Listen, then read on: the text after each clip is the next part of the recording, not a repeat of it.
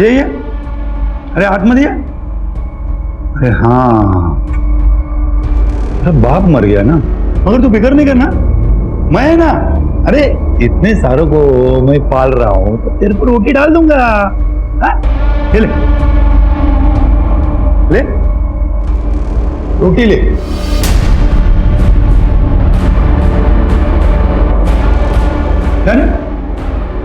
क्या हुआ, दूसरी चाहिए? ये ले ले।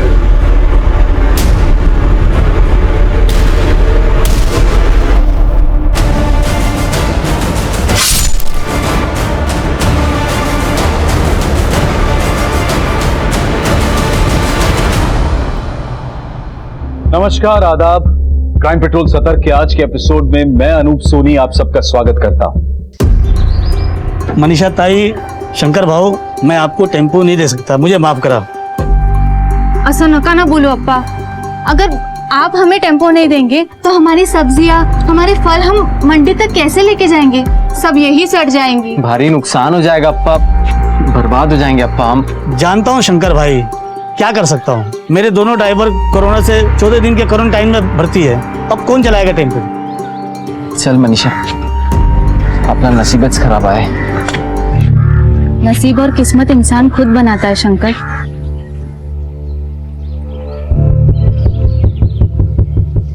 अप्पा, तेरा टेम्पो मेरे को देगा?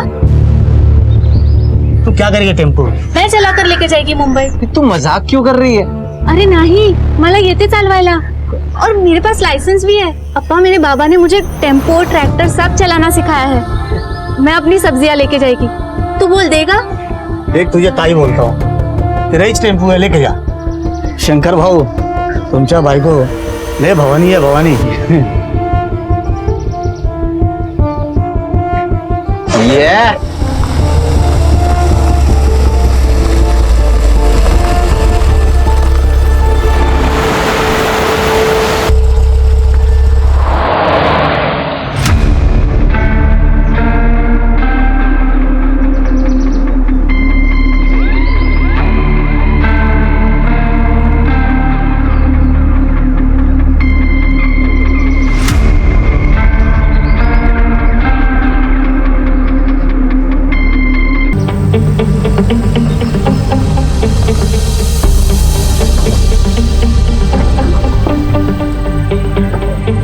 अब इसे क्या हो गया?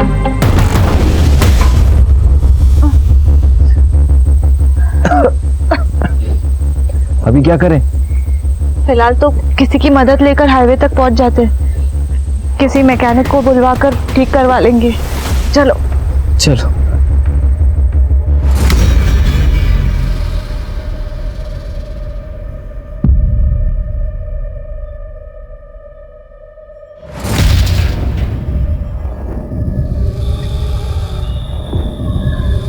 हाँ, 2 सेकेंड।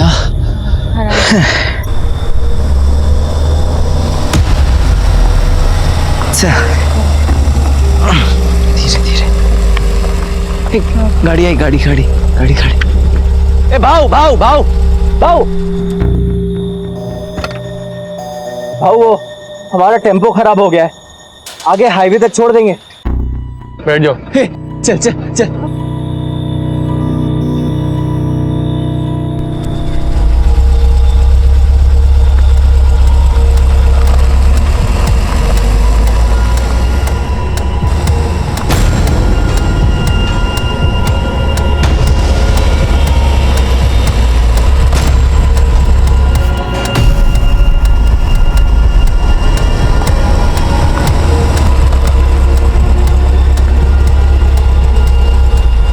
काय झालं भाऊ? क्या हुआ? भाऊ नीचे उतरो। भाऊ भाऊ भाऊ भाऊ लेके नहीं, अंजलि, अंजलि का बेटी,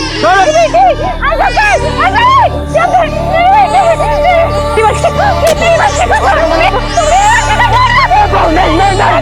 पैसे ले लो, लेकिन हमारी बच्ची को छोड़ दो।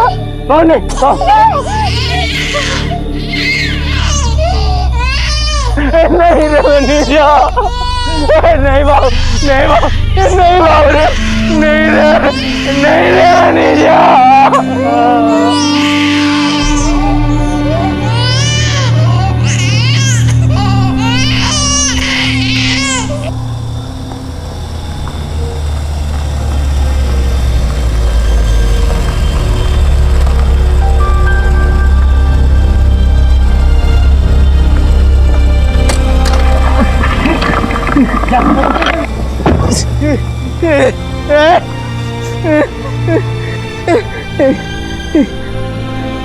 मनीषा तू ठीक है?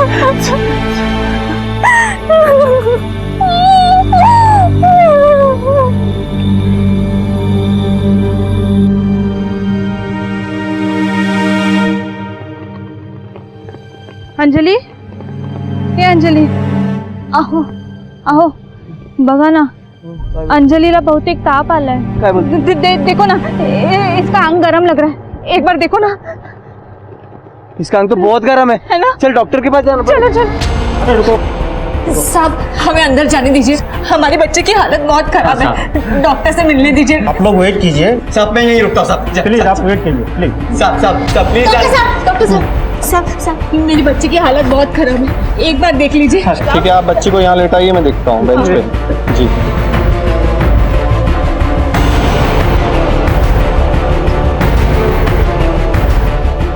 I'm sorry, she is dead. Anjali उठ गया. अंजलि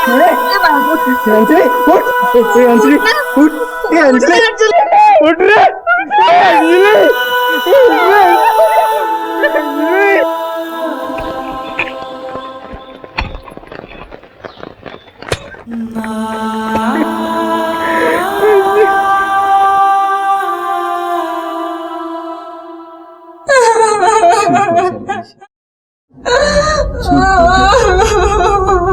हे बघा तुम्ही घाबरू नका. मला माहित है कि इस वक्त ये सब पूछना सही नहीं है, फिर भी आप हमें बताइए कि आपने किसी का चेहरा देखा था? उन्होंने मास्क पहन रखा था. और आप गाड़ी के बारे में कुछ बता सकते हैं? वो कुछ स्टिकर जैसा था गाड़ी के पीछे, वो आंख जैसे कुछ झांक रहा हो, ठीक से याद नहीं आ रहा. गाड़ी का रंग तो याद होगा? हाँ सफेद रंग की गाड़ी थी पर नंबर नहीं देख पाया. ले, ऐसे कैसे पकड़ेंगे उनको? इंपोर्टेड फोन है, तो संभाल लेते. जी सर. जी देखिए इनका मेडिकल टेस्ट करवाना पड़ेगा. तुम्ही काय काळजी करू नका, आमची लेडी कॉन्स्टेबल इनके साथ जाएगी.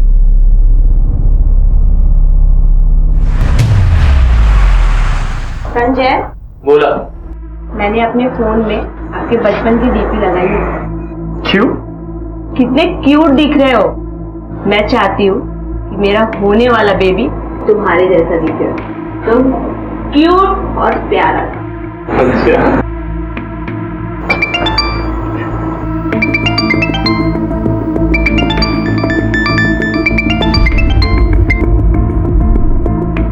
कोई इम्पॉर्टंट कॉल है? तुझ्यापेक्षा काही इम्पॉर्टंट नाही. आणि आता मी माझ्या बायकोची आणि होणाऱ्या मुलाची सेवा करतो. Meetings cancel.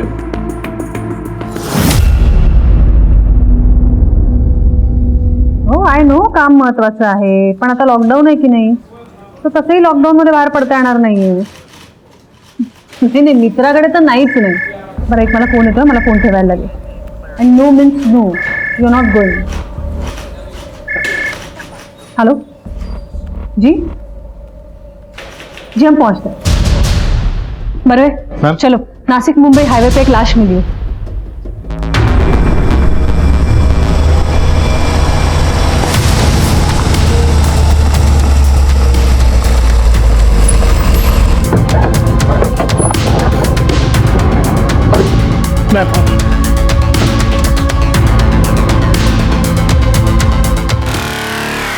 बहुत ही बुरी हालत है बॉडी की. किसी ने शायद बड़े पत्थर से वार किया है. वाघमारे जरा आजूबाजू बघा काही सापडत आहे का? मॅम. सगळीकडे बघा नीट. होच मॅम. इसकी तो गर्दन भी मुड़ी हुई है. बरवे ये वार इसीलिए किया गया ताकि बॉडी की शिनाख्त ना हो सके. मैम ये देखिए, आपका अंदाजा बिल्कुल सही था मैम. फिर ताबत गया और फॉरेंसिक को भेज दो. अच्छा ये बॉडी के जेब में कुछ आइडेंटिटी कार्ड या फिर कागज मिले? नहीं मैडम, कुछ भी नहीं मिला था, लेकिन एक गाड़ी पार्क है मैडम. बरवे बघा जरा. Yes ma'am.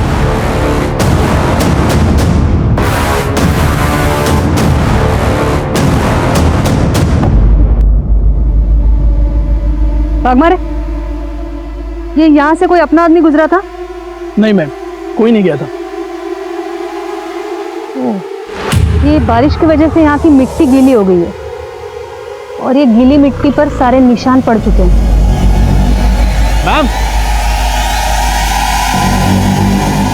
मैम ये फोन मिला, फोन तो लॉक्ड है लेकिन नोटिफिकेशन से पता चल रहा है 23 मिस कॉल। उठा। कौन बोल रहा है? मैं गौतम पवार, पॉलिटिशियन संजय मंगर का पीए हूँ। पीएसआई साहब से मेरी बात हुई थी संजय साहब के फोन से, और इन्हीं के कहने पर मैं यहाँ आया हूँ। और ये बाहर जो भीड़ लगी है वो? ये मैडम सब संजय साहब के सपोर्टर्स हैं। ये लॉकडाउन में भीड़ जमा करने की जरूरत क्या थी? मैडम इन लोगों को मुझे बुलाने की जरूरत नहीं पड़ी। ये जितने भी लोग बाहर खड़े हैं ना, ये सब संजय साहब को देवता की तरह पूछते हैं। वाघमारे, बाहेर जरा सांगा सगळ्यांना, लॉकडाऊन आहे, सोशल डिस्टन्सिंग पाळणं फर्ज आहे आम्हाला, आणि थोडं शांतपणे सांगा, प्रकरण नाजूक आहे. Yes sir. शिर्के, त्या वस्तू दाखवा त्यांना. ये चीजें पहचानते हैं? जी मैडम, ये तो सब संजय साहब के ही हैं। जा तुम्ही. ये संजय मानकर कब से मिसिंग है? परेशान से। संजय मानकर की फैमिली के बारे में बताइए कुछ. मैडम संजय साहब के छोटे भाई हैं, वो पढ़ाई के लिए लंदन में हैं, और संजय साहब अपने प्रेग्नेंट वाइफ के साथ यहाँ कसारा वाले घर में रहते हैं। वही उनका इलाका भी है और वो वहाँ के बहुत मशहूर नेता। तो फिर उनके दुश्मन भी काफी होंगे. हाँ मैडम, वो जो एक नेता है ना बाला जोशी, वो उनसे बहुत खुन्नस रखता है। खुन्नस?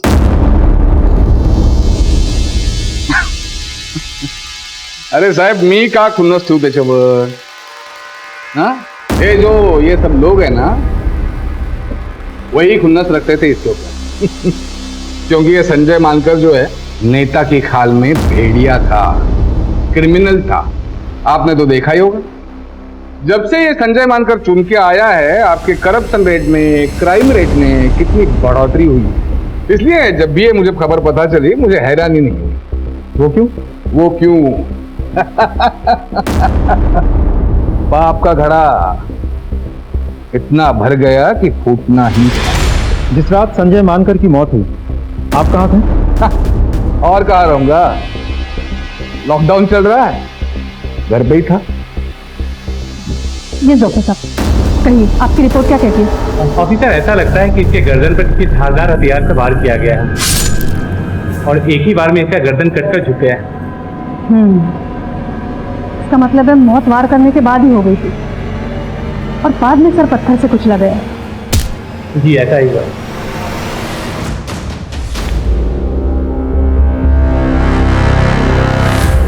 गौतम, तुम कुछ राज की बात बता रहे थे, बोलो. मैडम विराज के बाद जानते तो सभी, बस कोई बोलना नहीं चाहता. पता है संजय साहब जब 15 साल के थे ना, तब उनके बाबा जगन्नाथ साहब की चप्पल मरम्मत करने की दुकान थी बाजार में. उन दिनों हमारे गांव में जात-पात की राजनीति अपने पूरे जोरों पर थी. एक नेता होते थे विश्वनाथ जोशी, अपने बाला जोशी के पिताजी. उन्होंने हमारे लोगों का जीना मुश्किल किया हुआ था. सरकारी नियम होने के बावजूद भी हमारे लोगों को ये ऋण समिति और सहकारी बैंकों से अपने खेती के लिए लोन मिलना मुश्किल हो गया था. और इसी बात की शिकायत जगन्नाथ साहब ने जिला परिषद में की. माफ करना भाव, मुझे परवाह नहीं है कोई अंजाम की, न तो शिकायत वापस करने की गुंजाइश. और हाँ, मेहरबानी करके हमारे औकात की बात न करें. विश्वनाथ जोशी ने संजय साहब के पिताजी की सरेआम बेइज्जती की, जो वो बर्दाश्त नहीं कर पाए और उन्होंने खुदकुशी कर ली. फिर संजय साहब ने अपने पिताजी की मौत का बदला लेने के लिए बाला जोशी के पिताजी को मार डाला. बस उसके बाद संजय साहब 3 साल रिमांड होम में रहे. जब वो वापस आए तो हमारे लोगों ने उन्हें अपना लीडर बना दिया और वो हमारे रॉबिन हुड बन गए. बस वहीं से जोशी खानदान के पतन की शुरुआत हुई. ठाकुर, ती मानकर केसची फाइल आना. देखिए, हम आपकी हालत समझ सकते हैं, लेकिन इस इन्वेस्टिगेशन को आगे बढ़ाने के लिए हमारे लिए जानना बहुत जरूरी है कि आपके पति संजय मानकर जी को किसने मारा. आपको किसी पे शक? सर, मुझे तो यकीन ही नहीं हो रहा, इतने अच्छे इंसान को कोई कैसे मार सकता है.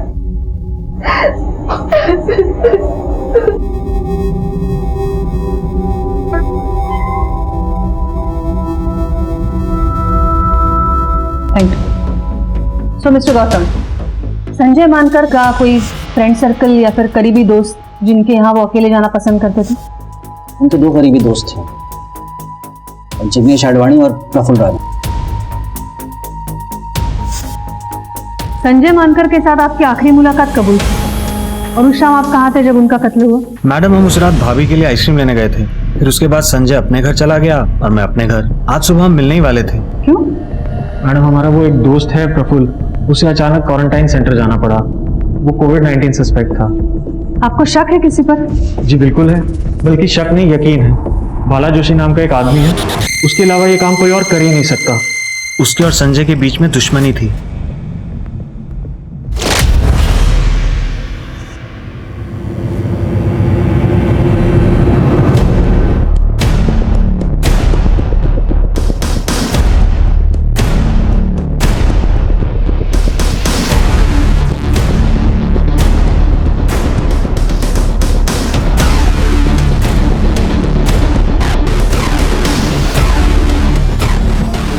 अंजली, हे बघ, मी तुझ्यासाठी काय बनवले, खाएगी ना? तू काय करतेस मनीषा? खाली. तू काय करतेस मनीषा? अरे शंकर, मैंने ये अंजलि के लिए बनाया है. वो अगर आज हमारे साथ होती तो पहली बार कुछ खाती, उसका अन्नप्राशन होता. ये ले, मैं खिला देती उसको. सुनना खाएगी ना? वो नहीं, अरे ती गेली, चली गई.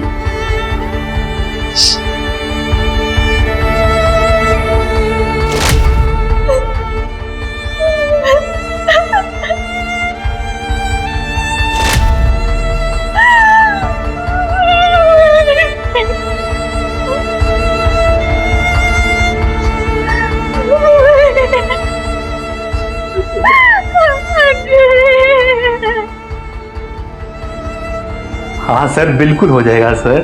सर आप चिंता मत कीजिए सर, पक्का पक्का सर, 100%। जी जी सर। सर। हाँ बाग बड़े, बोला। सर, मनीषा का जहाँ पे रेप हुआ था वो सारा एरिया छान मारा, लेकिन वहाँ पे कुछ भी नहीं मिला, ना ही कोई आई विटनेस। कुछ मिलेगा भी नहीं, कोई दम नहीं है उस केस में। सर, हमें उस गाड़ी को ढूंढना चाहिए जिस गाड़ी के बारे में शंकर ने हमें बताया था। अरे तुम बूढ़े हो गए हो, बूढ़े। कल को वो स्टिकर मैं अपनी गाड़ी पे चिपका दूंगा, तुम तो मेरे पे केस बना दोगे। पंत साहब, जाओ, चाय के लिए बोलो।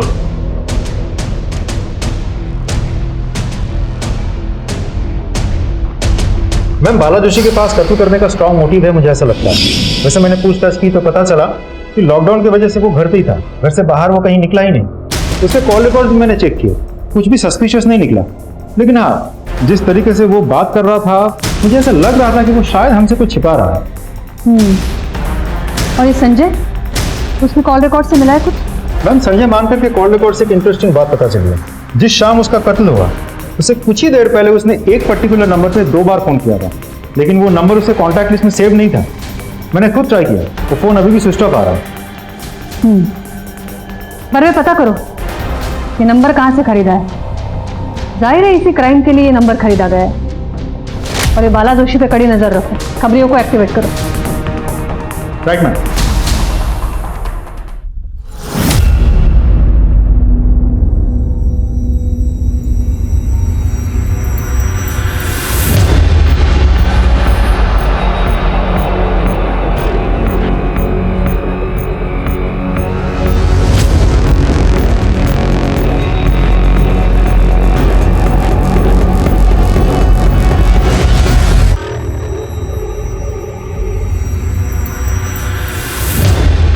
हेलो मैम, एक इंपॉर्टेंट इन्फॉर्मेशन मिली है। बाला जोशी ने हमसे झूठ कहा था कि वो लॉकडाउन के दौरान घर पे ही था। तो फिर ये जाता कहाँ है? अपने खास दोस्त सुदामा गांवकर के घर। दोनों मिलकर जम के रात को पार्टी करते हैं। सुना है सुदामा के घर पे दारू का बड़ा स्टॉक है। क्या उन दोनों ने उस रात भी पार्टी की थी जिस रात संजय मानकर का कत्ल हुआ था? जी मैम। या सुदामा गांवकर घेऊन या जरा।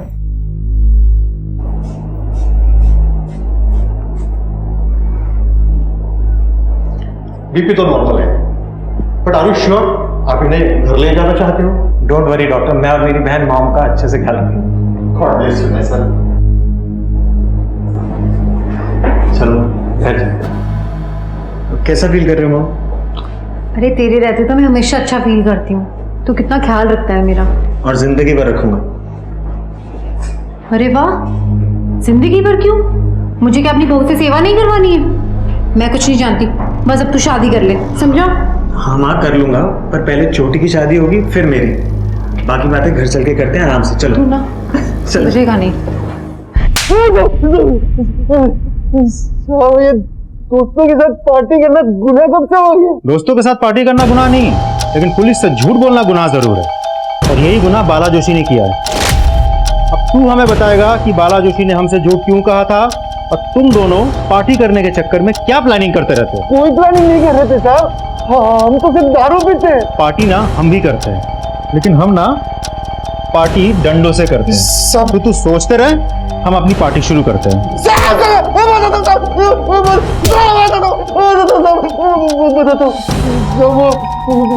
बाला संजय मानकर को मरवाना चाहता था साहब, और उसके लिए वो उसने कॉन्ट्रैक्ट किलर प्रकाश मानसेकर को सुपारी भी दी थी साहब।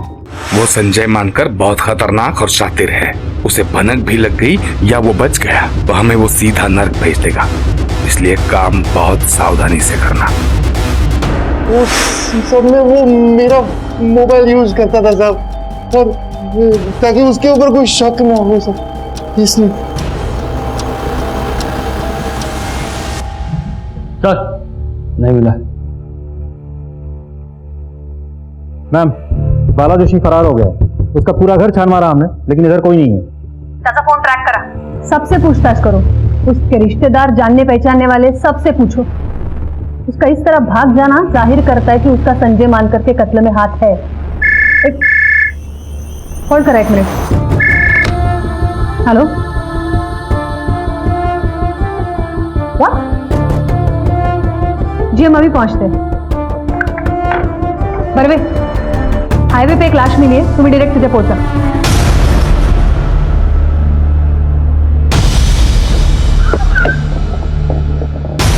मैम, मैंने बॉडी की शनाख्त कर ली है।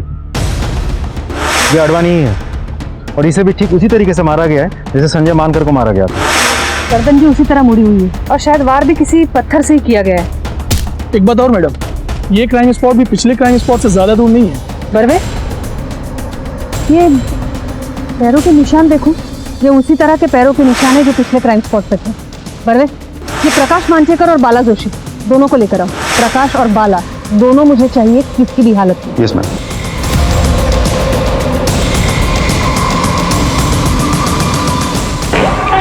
मैम, मैंने हर जगह पूछताछ कर लिया। प्रकाश मानसेकर उसी दिन से गायब है जिस दिन संजय मानकर का कत्ल हुआ था, और उसका फोन भी स्विच ऑफ आ रहा है, और बाला जोशी का भी कुछ पता नहीं चल पा रहा है। इन दोनों को आसमान खा गया, धरती निकल गई। बाला जोशी के घर वालों पर तो हमने नजर रखी थी। प्रकाश मानसेकर के घर पे कौन कौन है? उसकी वाइफ है मैम, जो कि फिलहाल प्रेग्नेंट है। इसका मतलब है वो अपनी वाइफ से कांटेक्ट करने की कोशिश तो जरूर करेगा। वैसे उसके घर पे हमारी नजर है, और वाइफ के फोन को भी हमने सर्वेलेंस पे डाल रखा है। आपको लगता है मैम कि दोनों केसेस में प्रकाश इन्वॉल्व हो सकता है? बिल्कुल हो सकता है। ये दोनों कत्ल का पैटर्न सेम है, दोनों गहरे दोस्त भी हैं। इन दोनों को मारने की जरूर कुछ खास वजह है। बाला जोशी और जिग्नेश अडवाणी दोनों में दुश्मनी है क्या? मैम, बाला जोशी वाले एंगल पे तो मैंने खबियों को काम पे लगा दिया है, लेकिन मुझे एक अलग ही डिस्प्यूट के बारे में पता चला। कौन सा डिस्प्यूट? जिग्नेश अडवाणी का एक बहुत बड़ा रेस्टोरेंट कम होटल है हाईवे पे। उसी की जमीन पे जिग्नेश का किसी घनश्याम पुरोहित नाम के बहुत बड़े बिल्डर के साथ पिछले कुछ सालों से डिस्प्यूट चल रहा है। बरवे, ये जिग्नेश अडवाणी के डिस्प्यूट के बारे में उसके घर वालों से पता लगाना चाहिए। Yes ma'am. Let's go.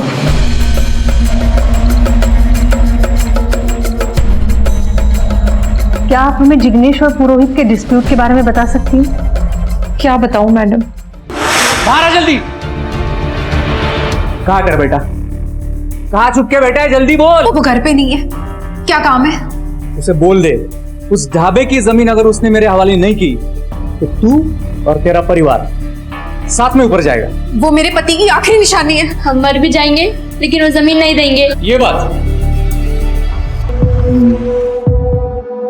चलो ठीक है, हम एक काम करते, तुम जिंदा ही रहो और जिंदगी भर इस बात का मलाल मनाती रहो कि तूने मेरी बात नहीं मानी। देख क्या रहे हो, शुरू हो जाओ। खबरदार जो मेरी बेटी को हाथ लगाया तो मैं कहती हूँ छोड़ो मेरी बेटी को, मैं कहती हूँ छोड़ दो इसे, छोड़ो छोड़ो छोड़ो इसे, छोड़ दो ले, छोड़ दे उसे। देख, आज तेरी बेटी को कुछ नहीं किया है, हाँ, लेकिन कल कर भी सकते, और समझा देना तेरे बेटे को। चलो रे।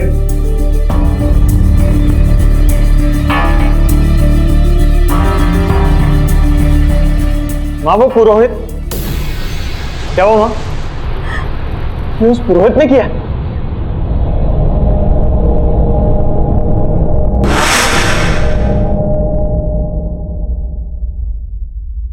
मैडम, मुझे पता था कि मेरी फैमिली को उस जिग्नेश अडवाणी ने ही मारा था।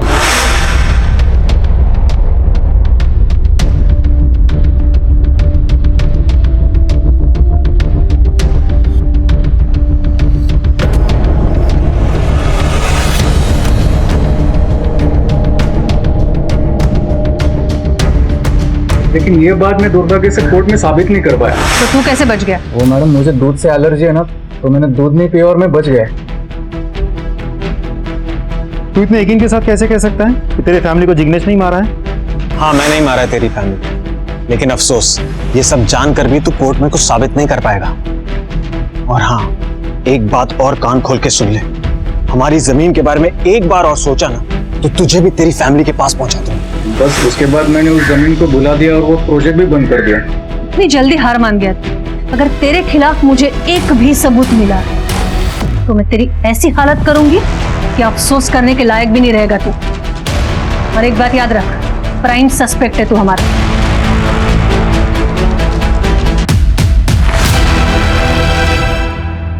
घनश्याम पुरोहित के बारे में कुछ पता चला? यस मैम, मैंने घनश्याम पुरोहित का बैकग्राउंड अच्छे से चेक किया। टिपिकल बिजनेसमैन है वो, धंधा छोड़ के उसको और कुछ समझ में नहीं आता। उसके कॉल रिकॉर्ड भी मैंने चेक किया, लेकिन पिछले 3-4 सालों से वो जिग्नेश से टच में ही नहीं है, और वैसे भी इन्वेस्टिगेशन में भी उसके खिलाफ कुछ सामने नहीं आया। अरे जिग्नेश को किसने मारा होगा? चलो मान लेते हैं कि प्रकाश ने संजय मानकर को मारा। कि इस थ्योरी को सपोर्ट करने के लिए एक फैक्ट है कि जिस दिन कत्ल हुआ उस दिन प्रकाश का फोन लोकेशन क्राइम स्पॉट के नजदीक था, लेकिन फिर वो गायब है, उसका फोन भी ऑफ है, और जिसने उसकी सुपारी दी थी वो भी गायब है, बाला जोशी, और उसके पास तो मोटिव भी था। तो जिग्नेश से उसकी क्या दुश्मनी हो सकती है? और कॉन्ट्रैक्ट तो सिर्फ संजय मानकर को मारने का दिया था, तो ये जिग्नेश को किसने मारा? और मारने का तरीका भी बिल्कुल सेम है, वही पैरों के निशान, सब कुछ उन्हीं 2 लोगों के निशान। राइट। पर चलो मान लेते हैं कि एक प्रकाश है, तो फिर दूसरा कौन है? नहीं, ये घनश्याम पुरोहित को क्लीन चिट नहीं दे सकते हम, उसने भी अपने पूरी फैमिली को खोया है। इतनी आसानी नहीं तो चुप नहीं बैठेगा वो। कॉन्ट्रैक्ट तो सिर्फ संजय मानकर को मारने का दिया था, तो ये जिग्नेश को किसने मारा? और मारने का तरीका भी बिल्कुल सेम है, वही पैरों के निशान, सब कुछ उन्हीं 2 लोगों के निशान। राइट। पर चलो मान लेते हैं कि एक प्रकाश है, तो फिर दूसरा कौन है? नहीं, ये घनश्याम पुरोहित को क्लीन चिट नहीं दे सकते हम, उसने भी अपने पूरी फैमिली को खोया है। इतनी आसानी नहीं तो चुप नहीं बैठेगा वो। और तुमने भी तो कहा था कि वो पक्का बिजनेसमैन है, तो हो सकता है उसने पूरे सोच समझ के साथ इन हत्याओं को अंजाम दिया हो, या फिर ये भी हो सकता है कि किसी के थ्रू ये सब करवाया हो। संजय को मारने के बाद प्रकाश को ही जिग्नेश की सुपारी दी हो। और हाँ, ये जिग्नेश से रिलेटेड जितने भी लोग हैं, उसकी माँ, स्टाफ, एवरी पॉसिबल पर्सन, सबकी जानकारी निकालो, एक को भी नहीं छोड़ना। मेरे ख्याल से इन दोनों केस से रिलेटेड कोई ना कोई ऐसा सिरा है जो हमारे हाथ जरूर आएगा, जो अब तक हमारे नजर से बाहर है। राइट। एक के बाद एक 2 लोग, संजय मानकर और जिग्नेश अडवाणी का कत्ल हो चुका था, और इन हत्याओं की गुत्थी को सुलझाने के लिए पुलिस के हाथ कोई भी सिरा नहीं लगा था। जैसे जैसे पुलिस की इन्वेस्टिगेशन आगे बढ़ रही थी, पुलिस के सामने एक के बाद एक कई कड़ियां खुल रही थी। पर अब भी पुलिस का सामना एक ऐसी घटना से होने वाला था जो उनकी अब तक की इन्वेस्टिगेशन का रंग रूप ही बदल देगी। मैम, इस केस की एक बहुत ही इंपॉर्टेंट लीड हाथ लगी है। बाला जोशी की बहन घनश्याम पुरोहित की सेकंड वाइफ है। एक और खास बात पता चली है मैम, गौतम पवार पिछले कुछ महीनों से इस बाला जोशी के कांटेक्ट में था, यहाँ तक के मर्डर्स के बाद भी। और कमाल की बात तो यह है कि उसने कॉल करने के लिए अपने नहीं बल्कि अपने बीवी के फोन का इस्तेमाल किया था, ताकि हम उसे ट्रैक न कर सकें। इंटरेस्टिंग। बड़े गौतम पवार को उठा।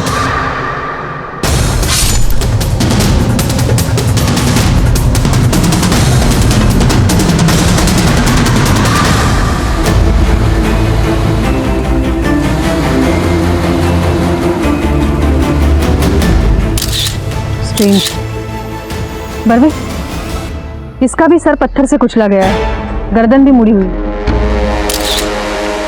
ठीक उसी तरह जिस तरह संजय और जिग्नेश को मारा गया। और ये देखिए, बिल्कुल वैसे ही पैरों के निशान। बरवे, एक बात नोटिस की तुमने? ये मिट्टी यहाँ डाली गई है और फिर पैरों के निशान बनाए गए हैं। यू राइट मैम, क्योंकि बारिश की वजह से आसपास की मिट्टी तो गीली है, लेकिन ये तो कंक्रीट है। यहाँ पैरों के निशान देख के लग रहा है कि किसी ने जानबूझ के यहाँ मिट्टी डाली है और फिर पैरों के निशान बनाए हैं, ताकि इन्वेस्टिगेशन को मिसलीड किया जा सके। थँक यू ग मनीषा, तू किती छान जेवण बनवतेस. अगं ताई, त्यात काय थैंक यू, ये तो पड़ोसी धर्म है और आप और आपके पति कोई साधारण काम नहीं कर रहे हैं, आप तो सेवा कर रहे हैं। वो क्या बोलते हैं, कोरोना वॉरियर, कोरोना योद्धा है आप। इस कोरोना की वजह से म्युनिसिपल कॉर्पोरेशन में भी डबल ड्यूटी लगा रखी है। ऐसी मुश्किल घड़ी में तुम हमारे बच्चों को संभाल रही हो, उन्हें खाना खिला रही हो और हमारे लिए भी खाना बना रही हो. खरंच ग, मी तुझी खूप आभारी आहे. ताई, आम्ही तुमचे आभारी आहोत. चल मी येते, मला ड्युटीवर जायचंय. हो हो, सावकाश जावा. हो. मैम, हमने प्लान के मुताबिक प्रकाश की बीवी रेशमा का फोन सर्विलेंस पर रखा था. कल रात को उसे एक अननोन नंबर से कॉल आया था. हमने पता किया तो पता चला कि वो प्रकाश का ही नंबर है. प्रकाश के लोकेशन के बारे में भी हमें पता चल गया है. फिलहाल वो मालेगांव में कहीं रुका हुआ है. मालेगांव पुलिस से बात की तुमने? जी मैम. एक काम करो बरवे, तुम खुद जाकर उसे अरेस्ट करो. ये केसेस सॉल्व होने के लिए उसका अरेस्ट होना बहुत जरूरी है. Right ma'am.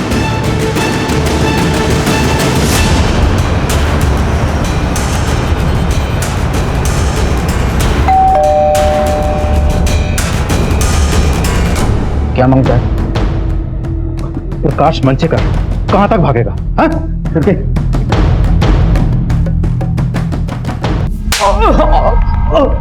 तुम दोनों ने संजय मानकर, जिग्नेश आडवाणी और गौतम पवार को क्यों मारा? नहीं साहब, हमने नहीं मारा. मतलब संजय को मारने की सुपारी मैंने दी, मैं मानता हूँ, लेकिन बाकी दोनों के बारे में हमें वाकई कुछ नहीं पता. मैंने संजय की सुपारी दी, इसको दी. पता ना आप बोलेगा? हाँ साहब, मैं मानता हूँ साहब कि मैंने भाव से संजय मानकर को मारने के लिए 5 लाख की सुपारी ली थी साहब, लेकिन मैंने उसको नहीं मारा साहब. आज शपथ मैं सच बोल रहा हूँ. गौतम भाव ने जब बाला भाव को संजय मानकर की लोकेशन की इंफॉर्मेशन दी तो मैं वहाँ पहुंचा था साहब, लेकिन पहले से ही संजय को किसी ने मार दिया था साहब.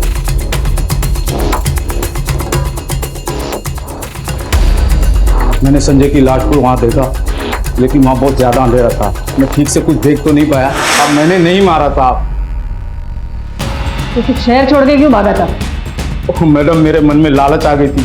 भाव से मुझको कुछ पैसे और लेने थे, मैं वो लेना चाहता था, इसलिए मैं भी उसी रात को यहाँ से भाग गया था. मैं तू क्यों भागा था? मैं डर गया था मैम. मतलब जब आपने सुदामा को अरेस्ट किया तो मुझे पता चल ही गया था कि एक ना एक दिन आप मुझ तक पहुंच जाएंगे और आपको पता चल जाएगा कि संजय की सुपारी मैंने ही की. जिग्नेश आडवाणी के कत्ल के बारे में क्या जानता है? जिग्नेश के कत्ल के बारे में तो कुछ नहीं जानता मैम, मैंने कुछ नहीं किया. ये पुरोहित तेरा रिश्तेदार है, बहनों ही है ना तेरा? हाँ, वो बहनों तो है मैम, लेकिन वाकई मुझे कुछ नहीं पता, मैंने कुछ नहीं किया उसको. गौतम पवार तो तेरा ही जासूस था, फिर उसे क्यों मरवा दिया? मैं उसे क्यों मरवाऊं गौतम को? गौतम तो मेरे लिए काम करता था मैम, मैं क्यों मरवाऊं? आज शपथ में मैं भी कुछ नहीं जानता.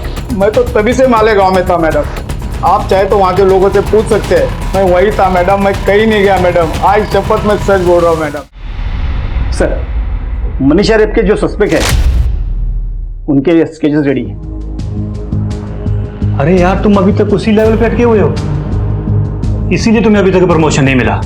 तुम एक काम करो, ये फाइल लो, घर जाओ, आराम से केस सॉल्व करो. पंच साहब. अरे क्या सर? हाँ सर. जय हिंद सर. हाँ, पहुंचते हैं सर. Okay sir. नेताजी की ड्यूटी पे जाना है, इससे मिलता है प्रमोशन. ये तुम्हारे बेकार के रेप कैसे नहीं. चलो गाड़ी के लिए बोलो. अरे गाड़ी के लिए बोलो.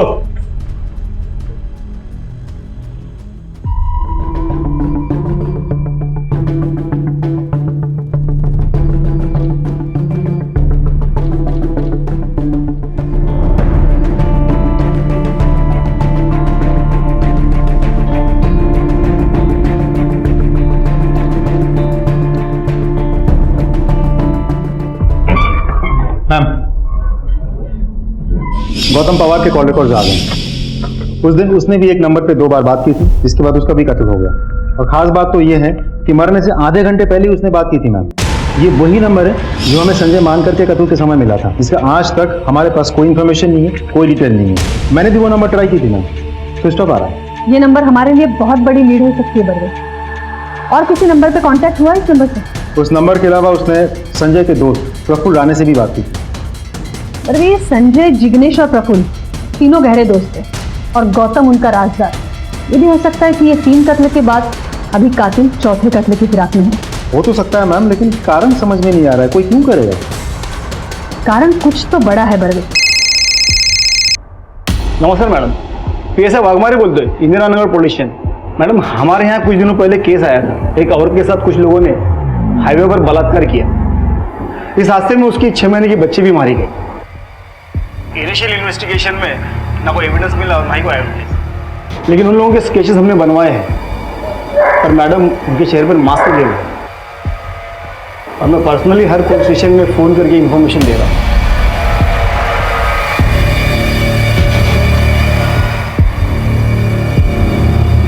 ओके, आप हमें स्केचेस भेज दीजिए। Thank you madam, thank you very much. Barve, एक काम करा, ये तीनों दोस्तों के CDR मुझे चाहिए। जी मैम। और एक बात, संजय मानकर के कत्ल से 1 महीना पहले की। हो जाएगा मैम, लेकिन कोई खास बात? और ये प्रफुल्ल राणे को कांटेक्ट करो इमीडिएटली। Okay ma'am.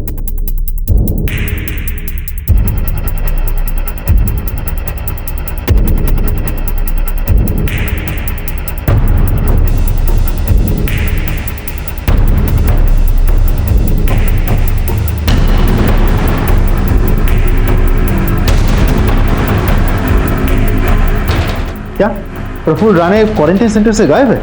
कब से? सर, आज शाम को ही मैंने दवा दी थी, उसके बाद मैं कब कहाँ गायब वो कुछ पता ही नहीं। मुझे आज पूरे दिन की CCTV फुटेज चाहिए, अभी इसी वक्त।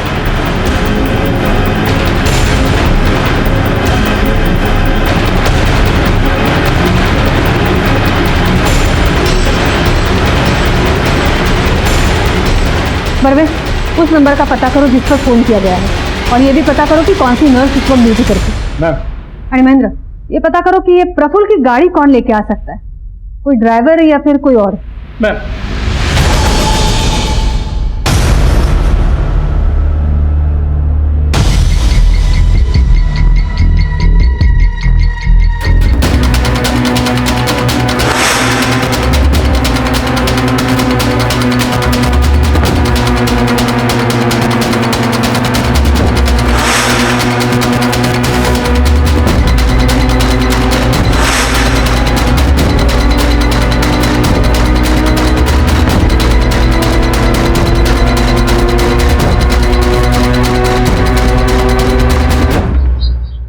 मी तर कालपासून ड्युटीवर गेलेली नाही आहे। वो एक्चुअली मुझे फूड पॉइजन हो गया है। घर का खाना खा के फूड पॉइजनिंग कैसे हो सकता है? और वैसे भी लॉकडाउन की वजह से सारे होटल्स बंद है। आपने खाना कहाँ से मंगवा लिया था? बाहेरून मागवलं नव्हतं, वो मेरी पड़ोसन है ना मनीषा चौहान, उसने मुझे खाना दिया था और मैंने वही खाया था। उसने आपको खाना क्यों दिया था? सब वो मेरे बच्चों की आजकल बहुत देखभाल करती है और ती त्यांना जेवायला पण घालते, लेकिन मैं मेरा और मेरे पति का खाना घर पे आके बना देती हूँ। वो तो परसों मुझे देर हो गई थी, इसलिए मनीषा ने मुझे खाना दिया था।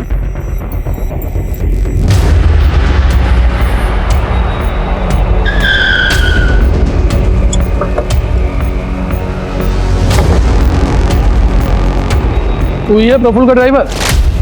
प्रफुल्ल कहाँ है? मालूम नहीं सर। तू असिस्टेंट ही मालूम। बोल बोल।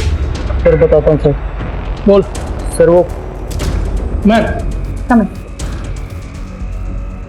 प्रफुल्ल का फोन ट्रैक हुआ? यस मैम, उसकी लोकेशन इस वक्त देवलाली के पास में। कल रात में उसने अपने ड्राइवर को फोन भी किया था, जो रात के अंधेरे में क्वारंटीन सेंटर के बाद प्रफुल्ल की गाड़ी को छोड़ करके चला आया था। उसके ड्राइवर से एक बात और पता चली मैडम, उसने बताया कि प्रफुल्ल का देवलाली में एक फार्म हाउस भी है।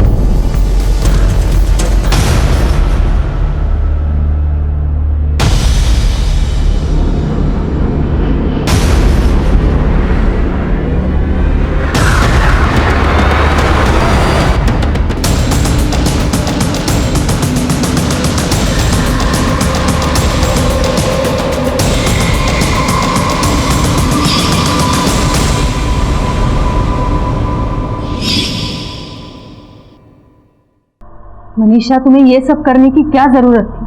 क्या तुम्हारा पुलिस डिपार्टमेंट पर भरोसा नहीं था?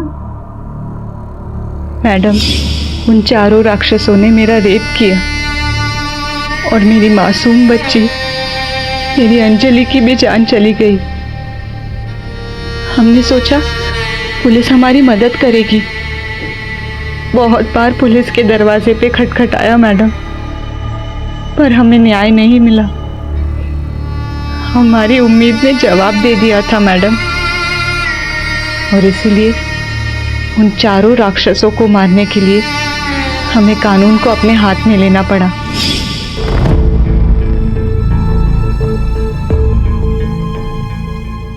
तुमने उन्हें पहचाना कैसे? जिस दिन उन राक्षसों में से एक राक्षस हमारी बस्ती में राशन बांटने आया, उस दिन मैं उसे पहचान गई।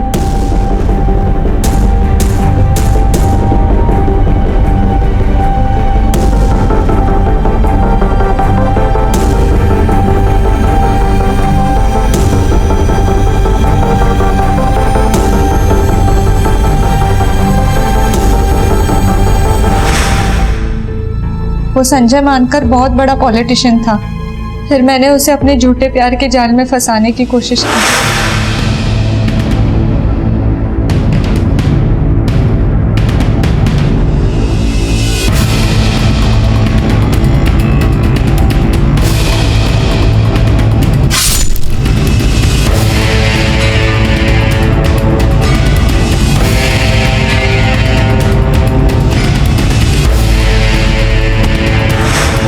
हमने पता करने की कोशिश की कि उस रात संजय के साथ और कौन कौन था। फिर हमने एक के बाद एक जिग्नेश और गौतम को मौत के घाट उतार दिया।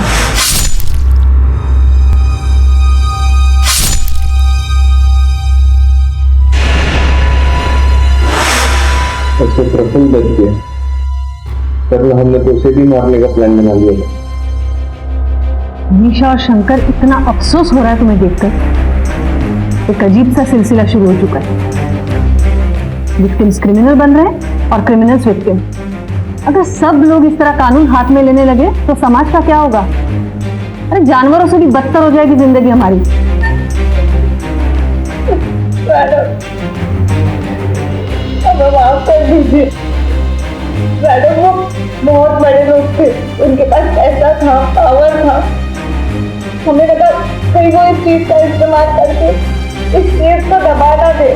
मैडम, वैसे भी हम गरीबों की कौन सुनता है?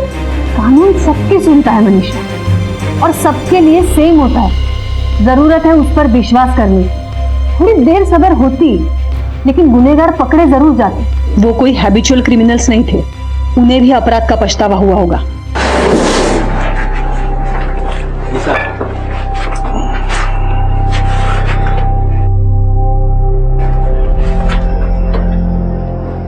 यार, कल रात जो हुआ वो अच्छा नहीं हुआ। पता नहीं क्या हो गया था, हम सब राक्षस बन गए थे। हाँ यार, हम सब राक्षस बन गए हैं। देख, मुझे भी बुरा लग रहा है, लेकिन क्या करें, बुरा सपना समझ के भूल जाते। क्या हम कभी इस गिल्ड से बाहर निकल पाएंगे? हर इंसान के अंदर एक राक्षस छिपा हुआ होता है जो हर पल बाहर आना चाहता है, लेकिन हमारी शिक्षा, हमारे संस्कारों की मदद से हम बचपन से उस राक्षस को अपने अंदर दबाए रखना सीखते हैं। पर हमारा गुस्सा और बदले की भावना हमारे अंदर दबे हुए राक्षस को बाहर आने के लिए प्रेरित करती है। संजय मानकर, जिग्नेश अडवाणी और प्रफुल्ल राणे, ये कोई हैबिचुअल क्रिमिनल्स नहीं थे, लेकिन उस रात नशे की हालत में उनके अंदर का राक्षस बाहर आ गया और वो एक घिनौना गुनाह कर बैठे। वैसे ही मनीषा और शंकर के अंदर दबी बदले की भावना ने उनके अंदर के राक्षस को हवा दे दी। ये राक्षस आपको जुर्म के ऐसे रास्ते पर लाकर छोड़ता है जहां से वापस आना मुमकिन नहीं होता। अब मैं अनूप सोनी आपसे विदा लेता हूं, फिर मुलाकात होगी क्राइम पेट्रोल सतर्क में एक और नए केस के साथ। तब तक अपना और अपने परिवार का ख्याल रखें, सतर्क रहें, सुरक्षित रहें और देखते रहें क्राइम पेट्रोल सतर्क। जय।